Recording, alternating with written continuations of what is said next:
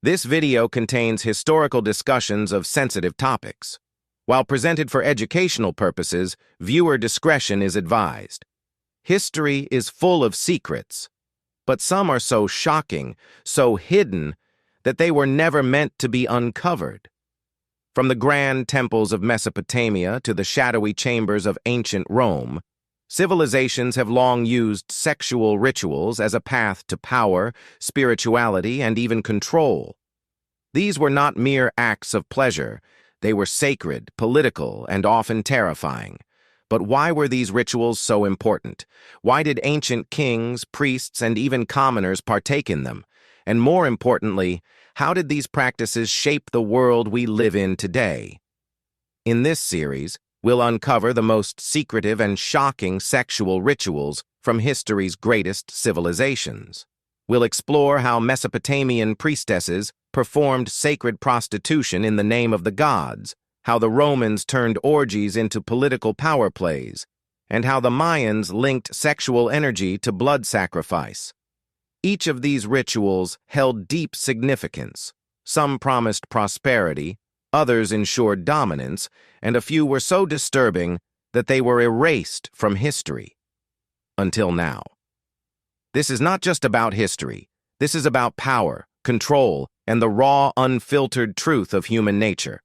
Buckle up, because what you're about to discover on Speaking History is something they never taught in school. Stay till the end, because this journey into the past is about to get darker than you ever imagined. Sacred prostitution in Mesopotamia. Mesopotamia, the land between the rivers, the birthplace of civilization, and home to one of history's most mysterious and controversial rituals, sacred prostitution. In the grand temples of Ishtar, the goddess of love, fertility, and war, sex was not a sin. It was a divine act. High-ranking priestesses, known as Nadtu and Kadishtu, performed these sacred rites, believing that through physical union, they could bring prosperity, fertility, and divine favor to their people. But this wasn't just about pleasure. It was about power. Every year during the sacred marriage ritual, the high priestess would unite with the king in a dramatic public ceremony, reenacting the goddess Ishtar's union with her consort, Dumuzi. This wasn't just symbolic. It was believed to ensure the land's fertility, the kingdom's prosperity, and the ruler's divine legitimacy. But here's where things take a darker turn. Historical records suggest that women, from priestesses to commoners, participated in temple rituals where they would offer themselves to strangers as an act of devotion to the gods.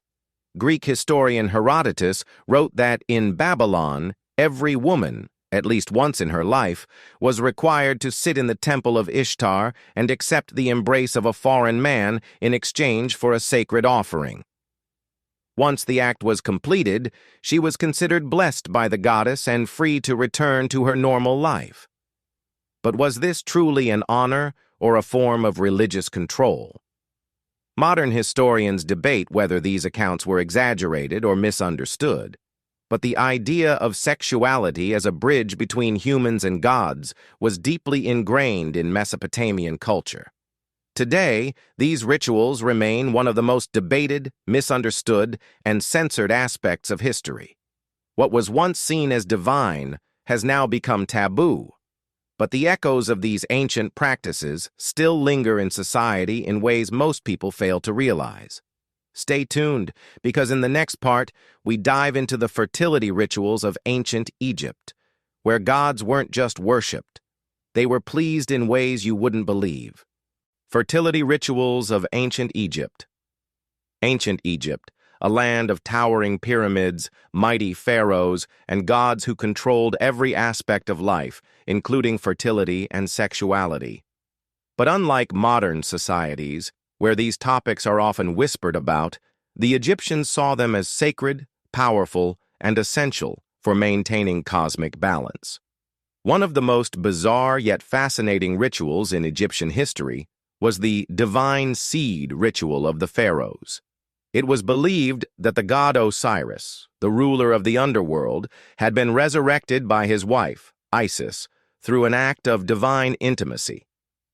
To honor this myth, pharaohs were sometimes expected to publicly offer their seed to the Nile River, a ritual meant to ensure the fertility of the land and the people. The flooding of the Nile was seen as the life force of Egypt, and this act symbolized a direct connection between the ruler and the gods. But the rituals didn't stop there. Temples dedicated to fertility gods, like Min, the god of virility, were home to festivals that celebrated sexual energy as a force of creation. Ancient texts describe how worshippers engaged in ceremonial acts to honor the gods, believing that human pleasure mirrored divine pleasure. In these rituals, dancers, priestesses, and even members of the royal court participated in symbolic reenactments of divine unions, ensuring Egypt's continued prosperity. The festival of drunkenness, dedicated to the goddess Hathor, took things even further. This wild annual event involved massive feasts, intoxicating drinks, and ecstatic dances meant to relive the moment when Hathor, the goddess of love and motherhood, was pacified through pleasure. It was believed that by indulging in excess, participants could reach a divine state and bring themselves closer to the gods. But here's where things take a darker turn. Some scholars believe that certain temple rituals involved sacred sexual rites between priests and priestesses, meant to channel the gods themselves. These practices, though hidden in cryptic hieroglyphs and rare historical accounts, suggest that Egyptian rulers and religious figures used sexuality as a means of political control, divine favor, and even immortality. The Egyptians saw fertility not just as a physical act, but as a magical force capable of shaping the world. And even though these rituals faded into history, their influence on later cultures is undeniable. But Egypt wasn't the only ancient civilization with mystical sexual practices. Next, we uncover the Dionysian mysteries of ancient Greece, where secret societies indulged in forbidden rituals that promised divine ecstasy, or madness. The Dionysian mysteries of ancient Greece. Ancient Greece, a civilization known for philosophy, democracy, and epic mythology. But beneath the grand temples and scholarly debates lay a world of hidden rituals, ecstatic celebrations, and secret societies that blurred the lines between spirituality and indulgence. At the heart of this underground culture were the Dionysian mysteries, a series of secret rites dedicated to Dionysus, the god of wine, fertility, and chaos. But these weren't ordinary religious gatherings. They were wild, uninhibited, and deliberately shrouded in secrecy. The Dionysian mysteries were performed deep in the forests, caves, and hidden sanctuaries, away from the prying eyes of the public. Only those who were initiated could take part, and what happened during these rituals was never to be spoken of. Those who revealed their secrets could face exile or even death. So what really happened in these forbidden ceremonies? Historical accounts and artistic depictions suggest that initiates would begin the night by consuming large amounts of wine and hallucinogenic substances, allowing them to enter an altered state of mind. The goal? To shed their earthly identities and become one with the divine. Dionysus was not just a god of pleasure. He was the god of ecstasy, transformation, and divine madness. Participants believed that through wild dancing, rhythmic music, and physical expression, they could connect with his divine essence. They howled, chanted, and moved in a frenzy, giving in to their most primal instincts. But the most controversial aspect of the Dionysian mysteries was their intimate and uninhibited nature. Some scholars believe these rituals included sacred acts meant to dissolve the boundaries between humans and gods. In some versions, priestesses known as Mayans, the frenzied female followers of Dionysus, led these rituals, their bodies covered in ivy and animal skins as they surrendered to the god's influence. Yet, for all their excess, these mysteries weren't simply about indulgence. Ancient Greeks believed that by embracing this temporary madness, initiates could break free from societal norms, purge their fears, and achieve spiritual enlightenment. However, as the Roman Empire rose to power, the Dionysian cults became a target. The rituals were seen as too wild, too uncontrollable, and too dangerous. In 1860 BCE, the Roman Senate outlawed the Dionysian mysteries, forcing them into secrecy, but their legacy endured. Even today, echoes of these rituals can be seen in modern festivals, underground movements, and the enduring belief that pleasure and spirituality are deeply intertwined. But Greece wasn't the only civilization that viewed sexuality as a sacred force. In ancient India, the concept of intimacy was elevated to a divine art form, blending physical connection with spiritual awakening. Tantric practices in ancient India. Ancient India, a land of rich mythology, profound philosophy, and spiritual enlightenment. But beneath the grand temples and sacred texts lies a hidden tradition that has fascinated and mystified people for centuries: Tantra. Unlike the hedonistic rituals of other civilizations, Tantric practices were not just about pleasure. They were a path to divine liberation. Tantra, meaning weaving or expansion, emerged around 1500 BCE, deeply rooted in Hinduism and later influencing Buddhism. Unlike other ascetic traditions that viewed the body as an obstacle to enlightenment, Tantra saw it as a sacred vessel through which one could attain ultimate truth. But this path was not for the faint-hearted. It was secretive, mystical, and often misunderstood. So what exactly happened in these rituals? Tantric practices involved complex spiritual exercises, including breath control, visualization, mantra chanting, and physical union, all designed to awaken Kundalini energy, believed to be a divine force coiled at the base of the spine. When activated, this energy traveled upward through the chakras, leading to a state of transcendence, enlightenment, and even immortality. But tantric intimacy was not about physical gratification. Every movement, every breath, every touch had a symbolic meaning, representing the union of Shiva and Shakti, the masculine and feminine cosmic forces. The goal was to dissolve the ego, break free from worldly illusions, and achieve moksha, or spiritual liberation. In some secret sects, rituals took place in temples dedicated to tantric deities, often involving carefully selected initiates. These ceremonies could last for hours, sometimes days, requiring intense mental discipline. Ancient texts like the Kama Sutra and Tantra Shastras describe positions, meditative techniques, and energy rituals meant to lead practitioners to a heightened state of consciousness.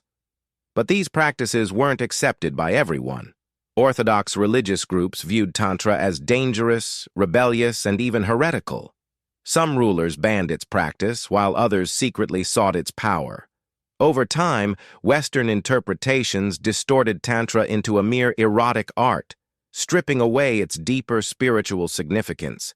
Yet even today, the echoes of these ancient practices remain. From meditation to yoga, from energy healing to modern relationships, Tantra's influence continues to shape how people view intimacy, spirituality, and self-discovery. But the world of sacred rituals wasn't limited to the East. In ancient Rome, secret gatherings known as Bacchanalian festivals pushed the boundaries of indulgence and excess. The Roman orgies and Bacchanalian festivals. When we think of ancient Rome, images of grand colosseums, powerful emperors, and advanced engineering come to mind. But beneath the surface of this mighty civilization, there existed a world of extravagant pleasure, excess, and secrecy, the infamous Roman orgies and Bacchanalian festivals. The Romans weren't just conquerors of lands, they were also devoted seekers of pleasure. To them, indulgence wasn't just about entertainment, it was a religious and social ritual, deeply embedded in their culture.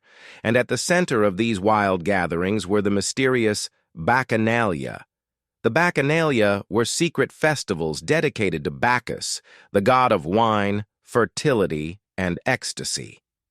Originating from Greece, where Dionysian mysteries were already practiced, these rituals arrived in Rome around 200 BCE and quickly became one of the most scandalous traditions in Roman history.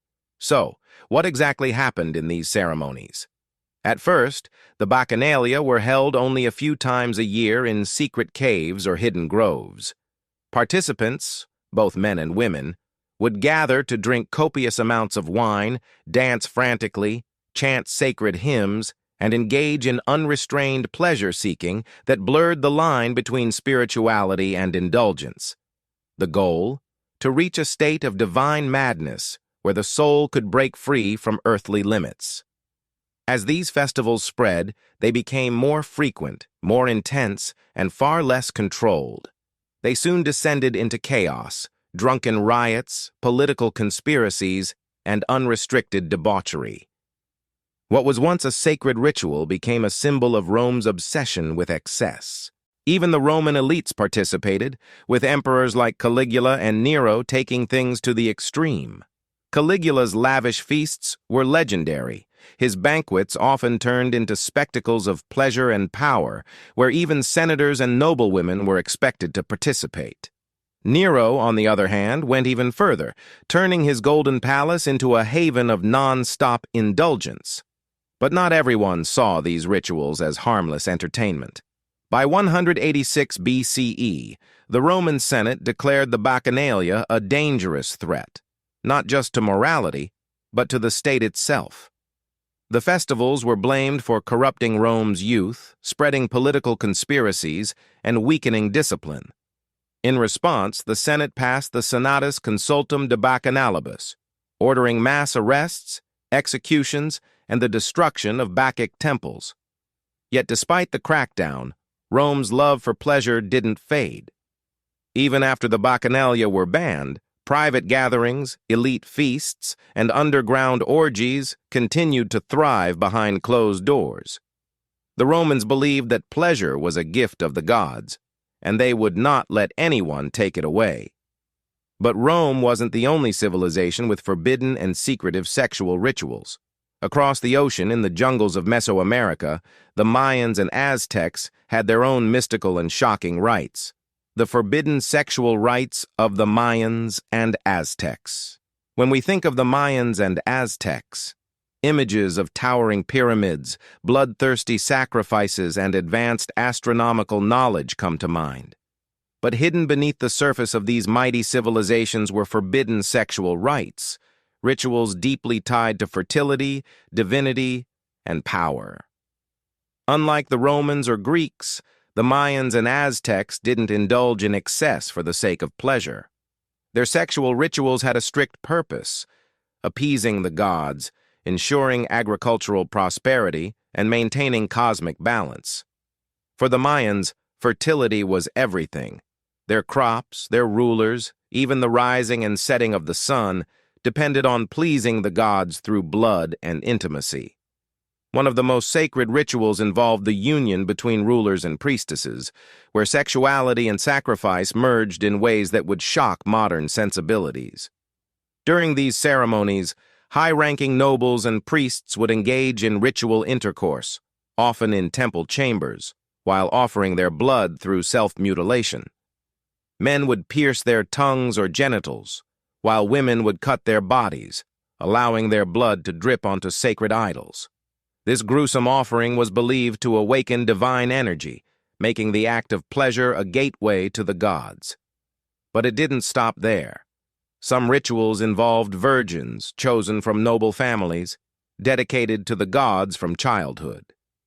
These young women, called sacred brides, were trained in religious rites before being given to the temple priests in elaborate ceremonies. Some were later sacrificed, their union believed to seal a pact with the divine.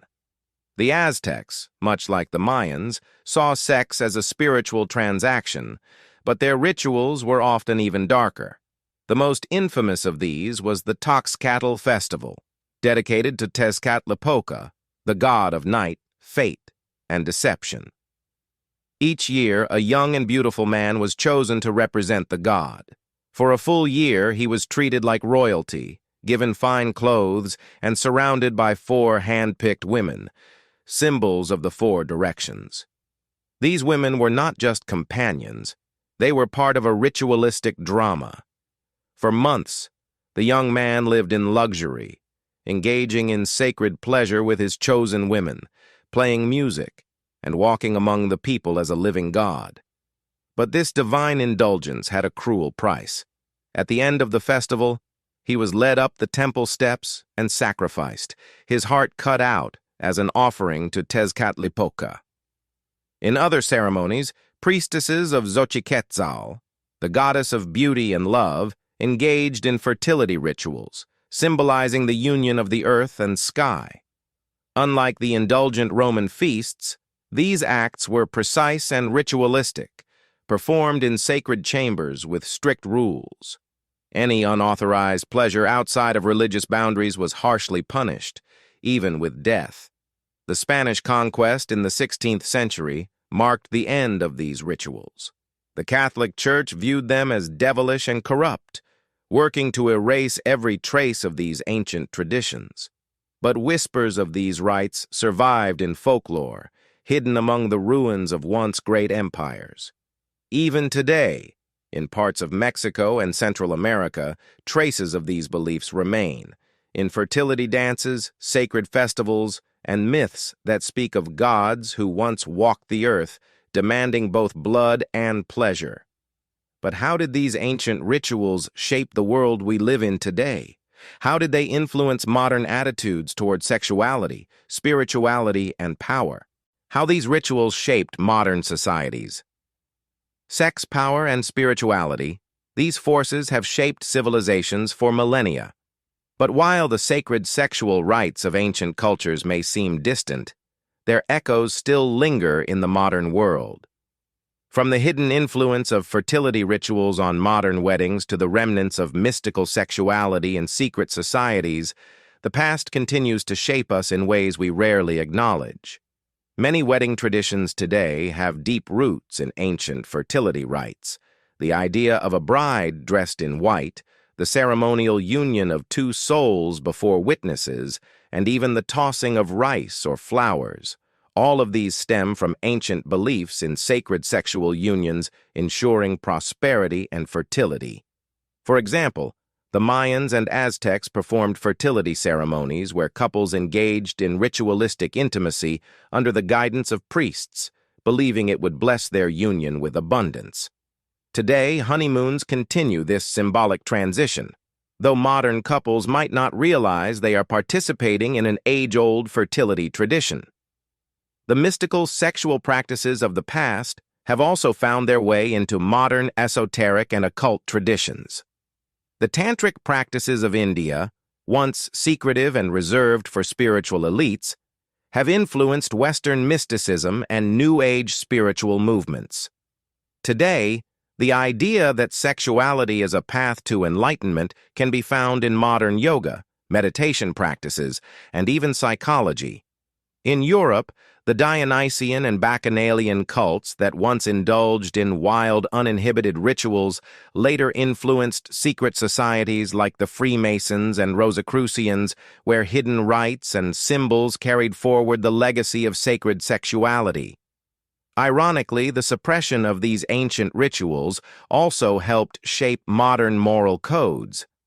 The rise of monotheistic religions, Christianity, Islam, and Judaism, brought a shift in attitudes toward sexuality, often viewing the rituals of past civilizations as sinful or corrupt. The Roman Catholic Church, in particular, actively worked to erase or repurpose ancient sexual customs. Pagan fertility celebrations became Christian festivals, while sacred priestesses who once engaged in divine unions were transformed into figures of temptation and sin.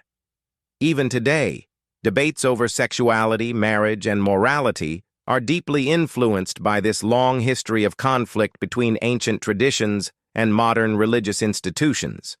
What we now see as harmless festivals were once sacred and often sexual celebrations. The Carnival in Brazil, Mardi Gras in New Orleans, and even modern Halloween celebrations all carry echoes of ancient fertility and pleasure festivals like the Roman Saturnalia or the Greek Dionysian mysteries. Though these festivals have been stripped of their original religious meanings, their core remains, a temporary escape from societal rules, a celebration of indulgence, and an acknowledgement of human desire. From the sacred prostitution of Mesopotamia to the forbidden rites of the Aztecs, sexuality was more than just a personal experience in ancient times. It was a bridge between the human and the divine.